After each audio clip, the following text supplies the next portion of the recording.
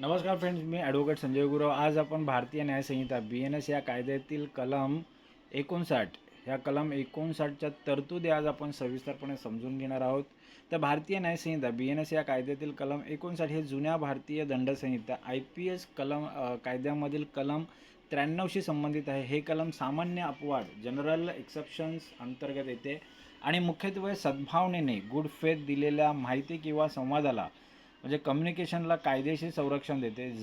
जरी त्या माहितीमुळे ऐकणाऱ्या व्यक्तीला मानसिक धक्का बसून तिचा मृत्यू झाला किंवा दुखापत झाली तरीही.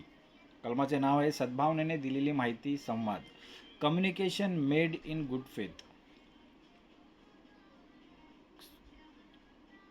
काय म्हटलेलं आहे, तरतूद काय आहे ह्या कलमात? तर सद्भावनेने इन गुड फेथ मध्ये साधलेला कोणताही संवाद किंवा दिलेली कोणतीही माहिती ज्या व्यक्तीला ती दिली गेली आहे तिच्या हितासाठी फायद्यासाठी दिली असल्यास तिच्यामुळे झालेल्या कोणत्याही अपयामुळे तो गुन्हा ठरत नाही.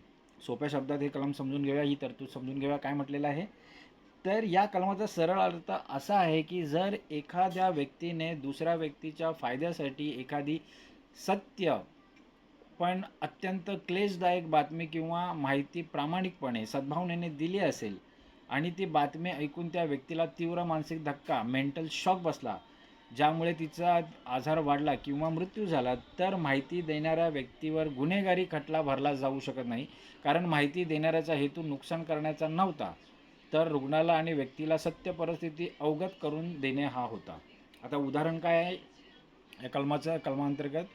तर हा डॉक्टर आहे, तो नावाच्या रुग्णाची तपासणी करतो आणि त्याला अत्यंत सद्भावनेने सांगतो की तुम्हाला एक असा आजार आहे ज्यातून तुम्ही जगणे कठीण आहे, त्यामुळे तुम्ही तुमच्या इच्छापत्राची किंवा कुटुंबाची व्यवस्था करून ठेवावी. ही बातमी ऐकून ला इतका तीव्र मानसिक धक्का बसतो की हृदयविकाराच्या झटक्याने हार्ट अटॅकने त्याचा मृत्यू होतो. येथे डॉक्टर ने कोणताही गुन्हा केलेला नाही, कारण त्याने ही माहिती च्या फायद्यासाठी आणि सद्भावनेने दिलेली होती. आता ह्या कलम का अस्तित्वात बरं आलेला आहे? तर वैद्यकीय क्षेत्रात किंवा कौटुंबिक जीवनात अनेकदा अशा कठीण परिस्थितीत निर्माण होतात जिथे अप्रिय सत्य सांगणे गरजेचे असते. जर सत्य आणि आवश्यक माहिती दिल्यानंतर होणाऱ्या अनपेक्षित परिणामांची, उदाहरणार्थ धक्का लागून मृत्यू यांसारख्या गोष्टी जबाबदारी माहिती देणाऱ्यावर टाकली, त्यामुळे अनपेक्षित परिणामांची जबाबदारी माहिती देणाऱ्यावर टाकली तर डॉक्टर रुग्णांना त्यांच्या आजाराची खरी कल्पना देणार नाहीत किंवा नातेवाईक एकमेकांपासून महत्त्वाच्या गोष्टी लपवून ठेवतील. माहिती देणाऱ्या व्यक्तीला अशा अवाजवी कायदेशीर भीतीपासून मुक्त ठेवण्यासाठी हे कलम अस्तित्वात आलेलं आहे. आता या कलमाचे महत्त्व आणि उद्दिष्ट काय आहेत? सत्याचा अधिकार, राईट टू नो. रुग्णाला किंवा व्यक्तीला स्वतःच्या परिस्थितीबद्दल सत्य जाणून घेण्याचा अधिकार अबाधित ठेवणे. माहिती देणाऱ्याचे रक्षण, डॉक्टर, वकील, पोलीस किंवा नातेवाईक ज्यांचा हेतू केवळ माहिती देणे हा आहे त्यांना कायदेशीर कवच देणे. गुन्हेगारी हेतूचा अभाव, अब्सेन्स ऑफ मेन्स हे स्पष्ट करणे की केवळ वाईट परिणामामुळे कृत्य गुन्हा ठरत नाही, तर त्यामागील वाईट हेतू सिद्ध व्हावा लागतो. आता ह्या कलमासंबंधित असलेले लॅटिन मॅक्झिम कोणते ते समजून घ्या. ॲक्टस नॉन फिसेट रियम निसी मेन्सिट रिया. केवळ कृत्य कोणाला गुन्हेगार बनवत नाही जोपर्यंत त्यामागे गुन्हेगारी मनस्थिती नसेल. या कलमात माहिती देणाऱ्याकडे सद्भावना असते आणि दुष्ट हेतूचा पूर्ण अभाव असतो. कलमाचे उल्लंघन, शिक्षा आणि उपाय. उल्लंघन मर्यादा. जर माहिती सद्भावनेने गुड फेथमध्ये दिलेली नसेल तर हे संरक्षण मिळत नाही. उदाहरणार्थ केवळ रुग्णाला घाबरून मारण्यासाठी किंवा सूड उगवण्यासाठी खोटी किंवा अवाजवी वाढवून सांगितलेली माहिती. जर ती माहिती त्या व्यक्तीच्या फायद्यासाठी फायद्याची नसून तिला त्रास देण्यासाठी दिली असेल तर हे कलमाचे उल्लंघन ठरू शकते. आता या उल्लंघनाबाबत शिक्षा काय?